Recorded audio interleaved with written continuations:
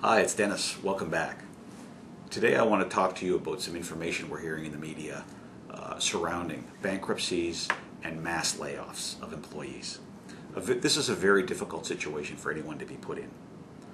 But there are some big decisions that have to be made at this time, particularly surrounding the asset of your pension plan, which, by the way, is a very large asset. People don't fully understand that the pension plan, although they feel it is guaranteed, can run into some issues, like we're seeing today, where a lot of these pension plans are underfunded by 15 or 20%. The company has been given time to make up that shortfall, typically 5 to 10 years' time. So they have to basically bring that pension back up to 100% over some given period of time, which is governed by the province of Nova Scotia and accepted, if you will, by the members of the pension plan. Now there's another issue though. What if the company that's responsible for the shortfall was to go bankrupt prior to bringing that pension back up to 100% funded? Well, if you're being laid off from a company and a number of other employees are being laid off at the same time, there's a good chance that that business may not be viable. Meaning, will that company be around in the next 5 or 10 years to be able to make up the shortfall? It's a big question. You need to be aware of what your alternatives are now.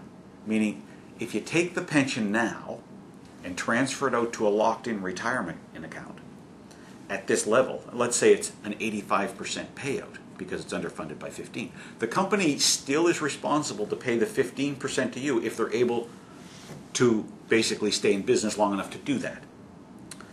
But what if the underfunding gets worse as a result of market conditions and the effects on the pension plan over the next 5 or 10 years? So the shortfall in 5 years when the company finally goes bankrupt is now 25%. Well, you're going to receive a lot less money. And by the way, the legislation which governs the pension plans while the company's in business is provincial. Guess what happens when they go bankrupt? That's a federal filing. And the company then falls under federal rules. And guess what? The pension fund then is treated just like any other creditor. So if the pension fund is owed money, they get in line with everyone else. And guess what? They get pennies on the dollar at best. Anyway, you just want to be aware of these things when you're sitting down to make the determination of whether or not to keep the money in the plan or transfer it out. Seek advice. Please, if you want additional information on this topic, give me a call, 1-800-580-2791, or come to the website at www.dennisgraves.ca and drop me an email. And if you have any friends that are falling under this, in these kind of troubled times, please feel free to give them my number as well and talk to us. Thanks and have a great day.